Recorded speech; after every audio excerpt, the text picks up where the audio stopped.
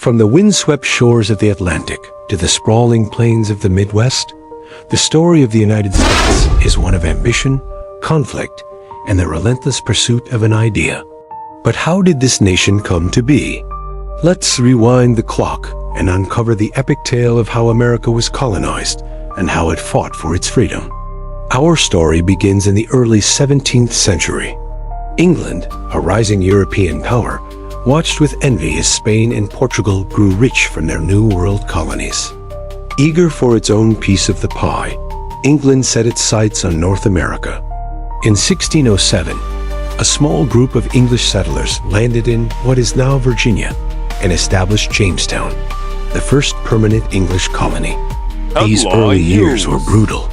Starvation, disease, and conflict with Native American tribes, like the Powhatan Confederacy, pushed the colonists to the brink.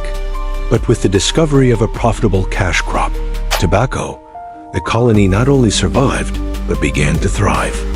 Meanwhile, further north, another group of English settlers, the Pilgrims, arrived in 1620. Seeking religious freedom from the Church of England, they established Plymouth Colony in modern-day Massachusetts. They famously signed the Mayflower Compact, an early form of self-government that planted the seeds of democratic ideals. Unlike the Jamestown colonists who were driven by profit, these New England settlers were motivated by faith and community. Over the next century, more and more English colonists, and others from across Europe, flocked to America's eastern seaboard. 13 distinct colonies emerged, each with its own unique character, economy, and society.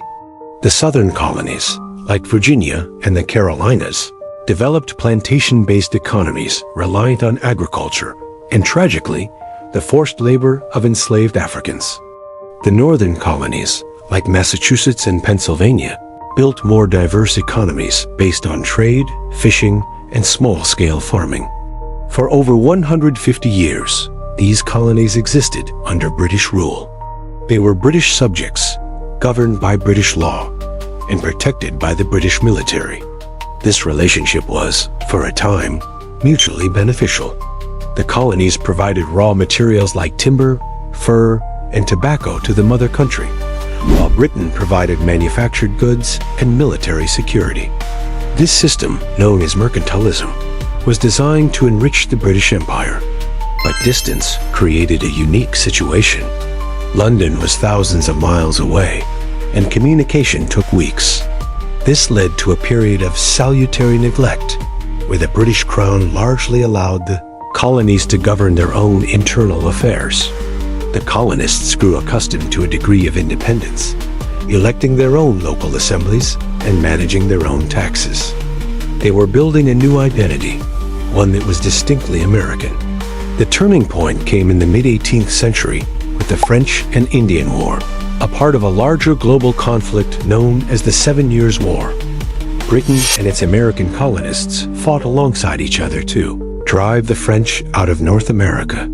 They were victorious, and Britain gained a vast new territory. But victory came at a staggering cost.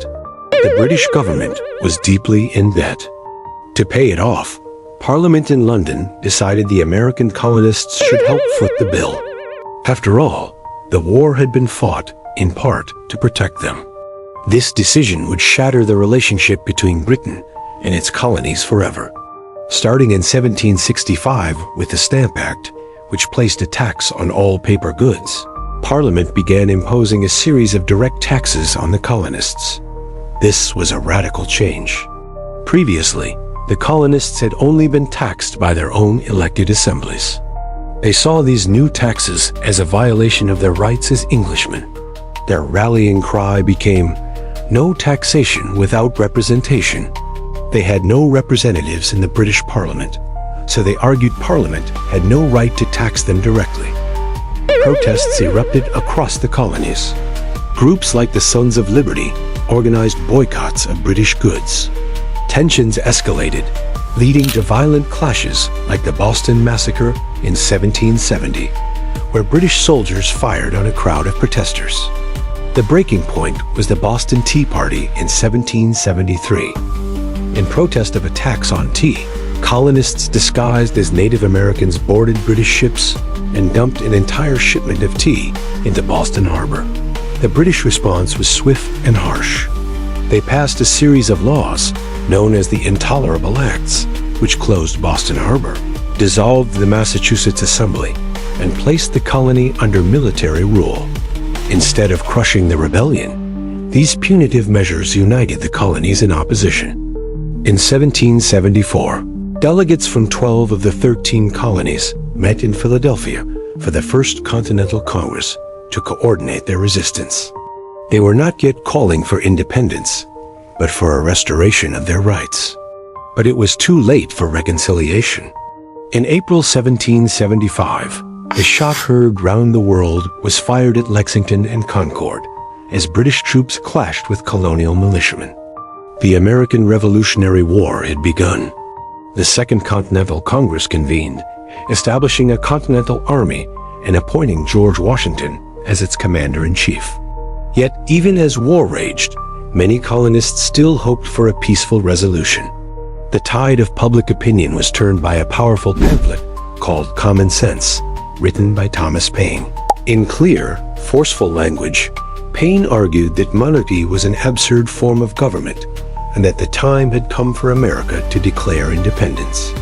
Inspired by these ideas, on July 4, 1776, the Continental Congress adopted one of the most important documents in history, the Declaration of Independence.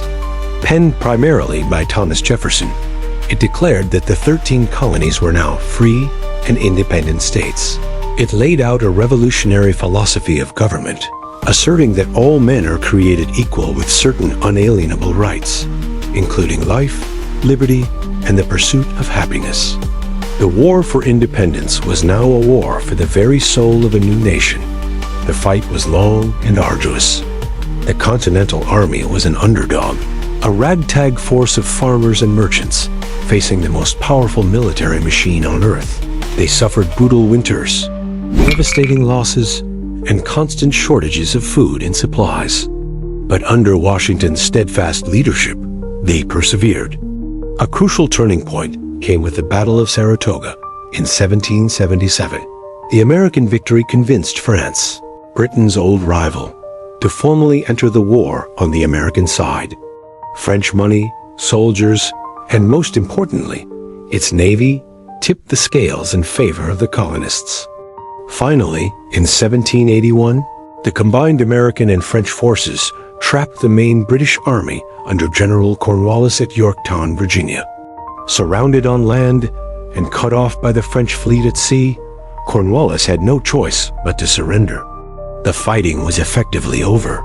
2 years later, in 1783, the Treaty of Paris was signed, officially recognizing the independence of the United States of America.